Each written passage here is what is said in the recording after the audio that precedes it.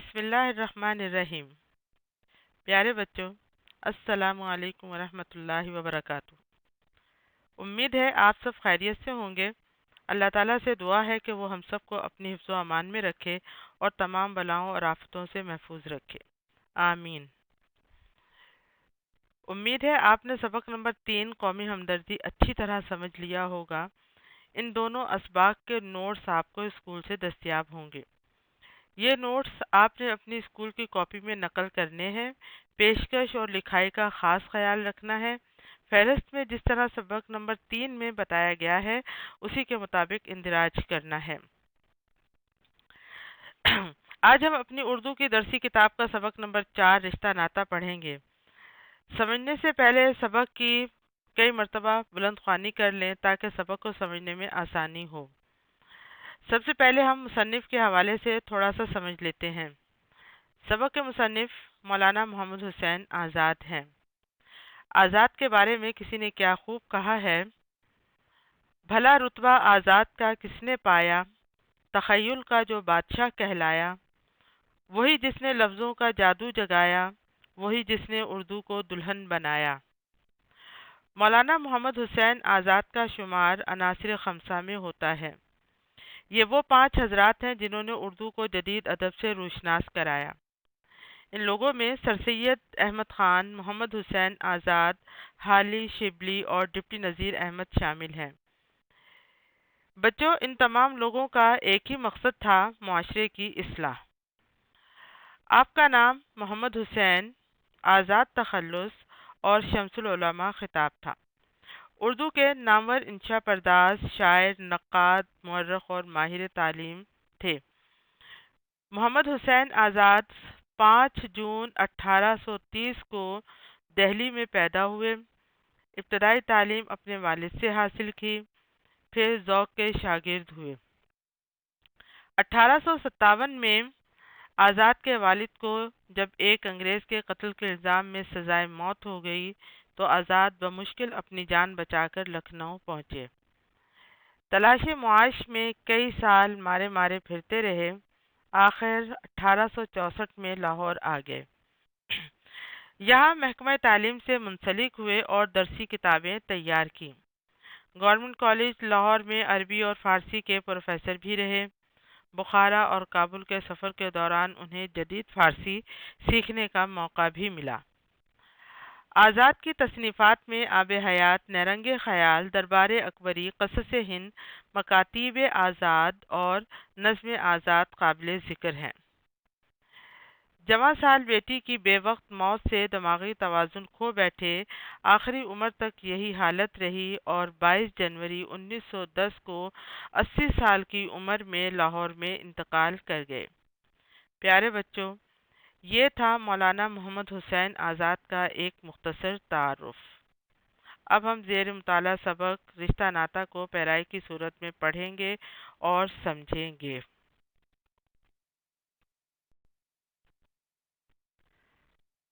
سبق رشتہ ناطہ میں آزاد نے بنیادی طور پر صلہ رحمی اور مختلف رشتوں کی اہمیت اور افادیت کو اجاگر کیا ہے۔ رشتے خدائی پیوند ہوتے ہیں، یعنی رشتے واحد ایسی چیز ہے جو انسان اپنی مرضی سے نہیں بنا سکتا۔ یہ انسان کو خدائی عطیے کی شکل میں ملتے ہیں۔ انسان جب دنیا میں آتا ہے تو مختلف رشتوں سے منسلک ہو جاتا ہے۔ چونکہ یہ رشتے اللہ تعالیٰ کے بنائے ہوئے ہوتے ہیں، اس لیے یہ کبھی نہیں ٹوٹ سکتے۔ ہر رشتے کی اہمیت اور ضرورت اپنی جگہ ہے۔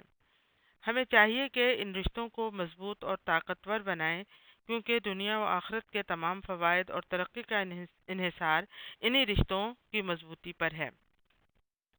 اللہ تعالیٰ نے رشتوں میں محبت اور ہمدردی کا جذبہ پیدا فرمایا ہے۔ مثال کے طور پر اگر والدین کے دل میں اولاد کے لیے محبت نہ ہو تو اولاد کی پرورش ممکن نہیں۔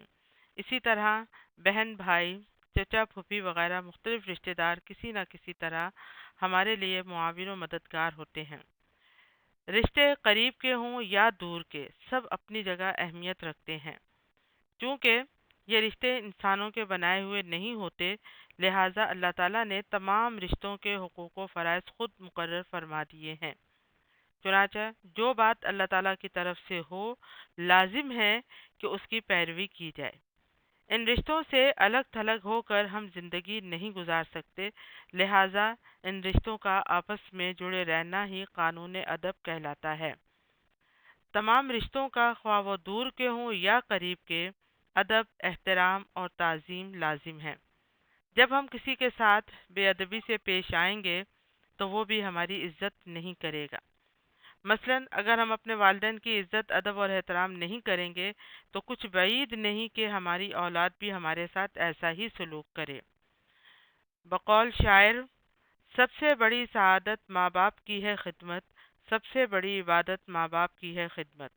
لہٰذا رشتوں کا ادب، تعظیم اور لحاظ کرنا دنیا کی ترقی کے لیے بہت ضروری ہے۔ آج کل ایک ایسا نازک زمانہ ہے کہ جن پر طرح طرح سے حقوق ثابت ہیں، وہ بھی ان کی طرف لحاظ نہیں کرتے، چاہ جائے کہ ہم ان سے برخلافی کریں۔ یقین ہے کہ ہمیں زندگی دشوار ہو جائے۔ مطلب یہ کہ اگر ہم رشتے ناتوں کے حقوق کا خیال نہیں رکھیں گے تو زندگی دشوار ہو جائے گی، کیونکہ ماں باپ اور دوسرے رشتہ داروں کی وجہ سے ہماری پرورش، تعلیم اور تربیت ممکن ہوتی ہے۔ ہم ان رشتوں سے الگ تھلگ نہیں رہ سکتے، یہی قانون قدرت ہے۔ کسی سے رشتہ داری اور تعلق انسان کے بس کی بات نہیں ہوتی۔ یہ اللہ کی طرف سے ہوتا ہے کہ بچے کی پیدائش کس خاندان میں ہو۔ اسے پیدا ہوتے ہی بے شمار رشتے خود بخود مل جاتے ہیں جو اس کی پرورش میں مددگار ہوتے ہیں۔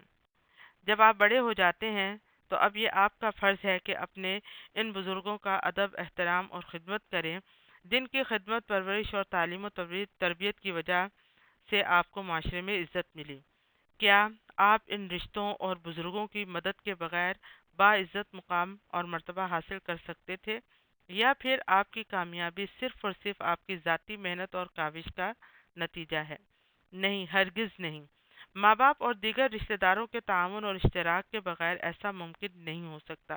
اگر ہمارے بزرگ ہم سے خوش ہوں گے تو ہمارا رب بھی ہم سے خوش ہوگا اور ہمیں انعام و اکرام سے نوازے گا۔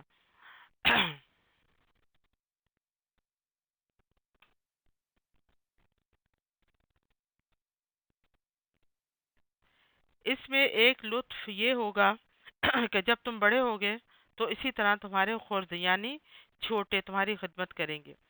مطلب یہ کہ جب بچے بڑے ہو جاتے ہیں تو بزرگوں کی ذمہ داری کم ہو جاتی ہے اور بچوں کی ذمہ داری شروع ہو جاتی ہے۔ اگر ہم نے اپنے بزرگوں کے ساتھ اچھا برتاؤ کیا ہوگا تو ہمارے بچے ہمارے ساتھ بھی اچھا برتاؤ کریں گے۔ خدمت گزاری، اطاعت و فرمانبرداری اور حقوق و فرائض کا یہ سلسلہ قیامت تک جاری رہے گا، اور جو لوگ اس سلسلے کو جاری رکھیں گے ان کو دنیا میں بھی خوشیاں و کامیابیاں حاصل ہوں گی اور آخرت میں بھی انعام و اکرام ملے گا۔ اگر تم اپنے ماں باپ سے خودسر رہے تو عجب نہیں کہ تمہاری اولاد بھی تم سے سرکش رہے۔ یعنی ہمیں چاہیے کہ ہم اپنے والدین کے ساتھ اچھا سلوک کریں۔ والدین کے ساتھ نیک سلوک کا حکم ہمیں اللہ اور رسول اللہ صلی اللہ علیہ وسلم نے بھی دیا ہے۔ اللہ تعالیٰ نے اپنی عبادت کے بعد والدین سے حسن سلوک کا حکم دیا ہے۔ ہم اپنے والدین کے ساتھ جیسا سلوک کریں گے ہماری اولاد ہمارے ساتھ ویسا ہی سلوک کرے گی۔ اگر اولاد خودسر اور نافرمان ہے تو یقیناً والدین نے اپنے بڑوں اور بزرگوں کے ساتھ بھی کچھ ایسا ہی رویہ رکھا ہوگا۔ آزاد اپنے اس مضمون میں رشتہ داروں اور بزرگوں کی اہمیت واضح کرتے ہیں کہ قدرت کا ایک بڑا واضح قانون موجود ہے کہ جیسا کرو گے ویسا بھرو گے۔ اچھا کرو گے تو زندگی بھر اچھائیاں ملیں گی، اور اگر برا کرو گے تو تمام عمر برائیوں میں گھرے رہو گے۔ جو لوگ والدین اور خاندان کے بزرگوں کی عزت کرتے ہیں، ان کا کہنا مانتے ہیں، ان کی پیروی میں اچھے اچھے کام کرتے ہیں، تو ایسے لوگ اللہ کی عبادت بھی پابندی سے کرتے ہیں۔ چنانچہ جو شخص ماں باپ کے احسانات کو نہ مانے گا وہ اللہ کے حقوق کو کیا پہچانے گا جو نہ دیتا ہوا نظر آتا ہے اور نہ لیتا ہوا۔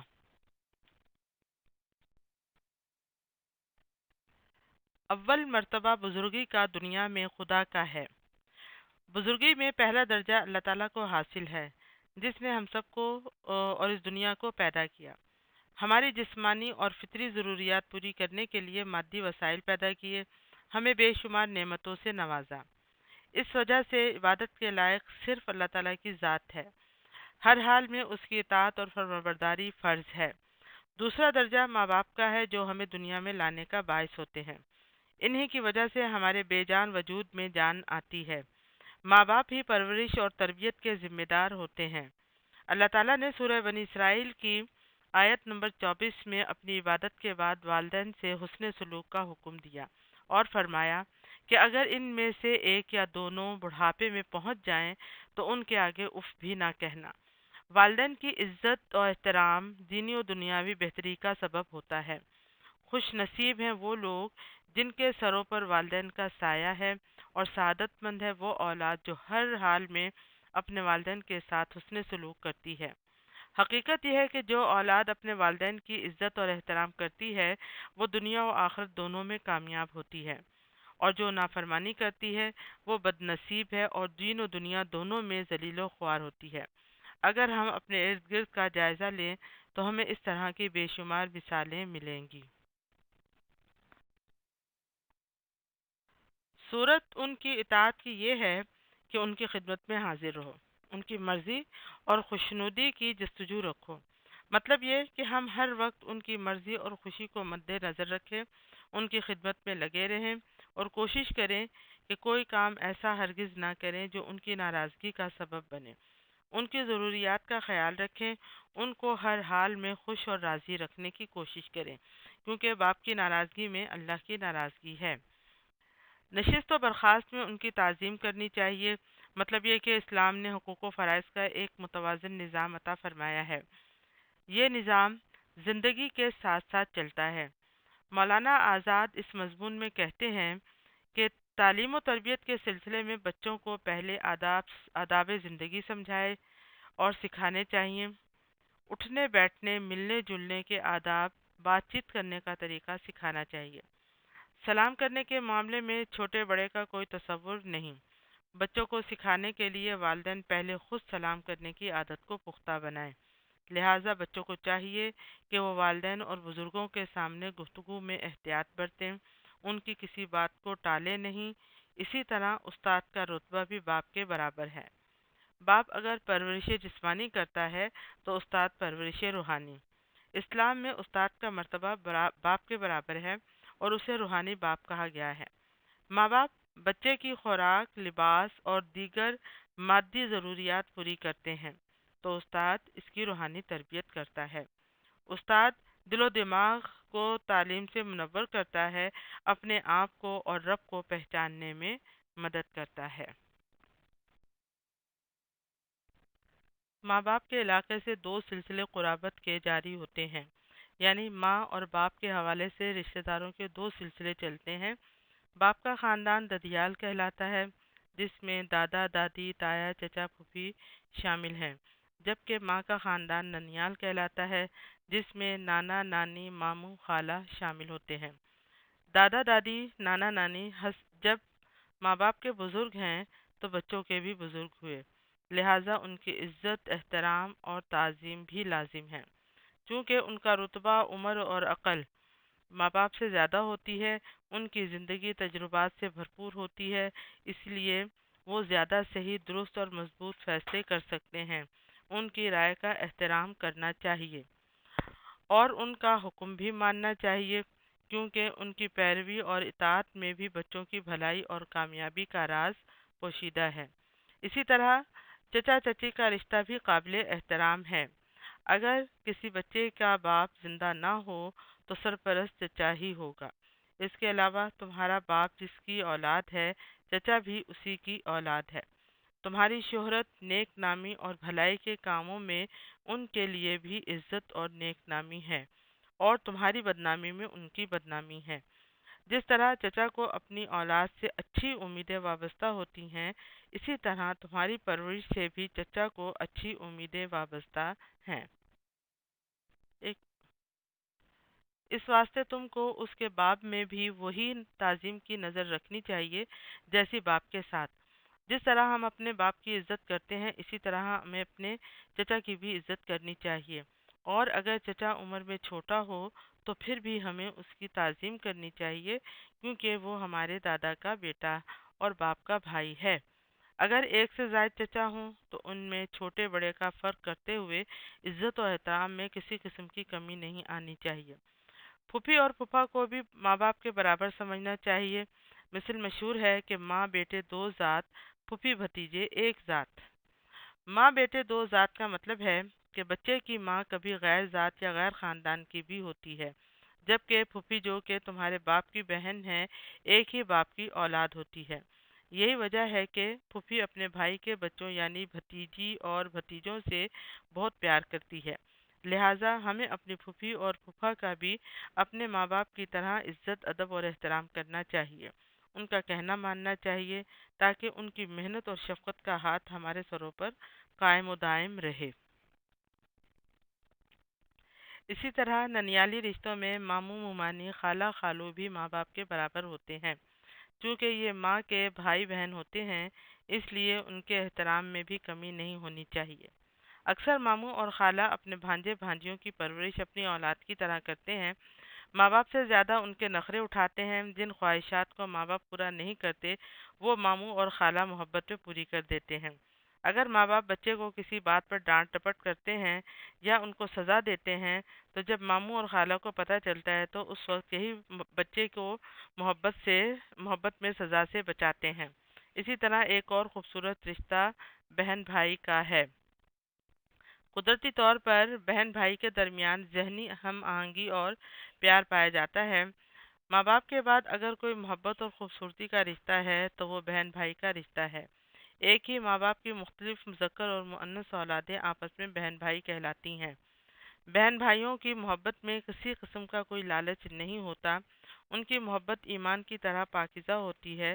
اس انمول رشتے کا پیار، عزت، احترام وقت کے ساتھ کبھی کم نہیں ہوتا۔ بڑے بہن بھائی زیادہ ذمہ دار ہوتے ہیں، چھوٹے بہن بھائی کی پرورش میں ماں باپ کا ہاتھ بٹاتے ہیں۔ اگر ماں گھر کے کام کاج میں لگی ہو تو چھوٹے بہن بھائیوں کی دیکھ بھال کر لیتے ہیں۔ بڑا بھائی چھوٹے بہن بھائیوں کی طاقت ہوتا ہے، مشکل وقت میں چھوٹے بہن بھائیوں کے لیے مسیحا کا کام انجام دیتا ہے۔ مثل مشہور ہے کہ بڑا بھائی باپ کے برابر ہوتا ہے۔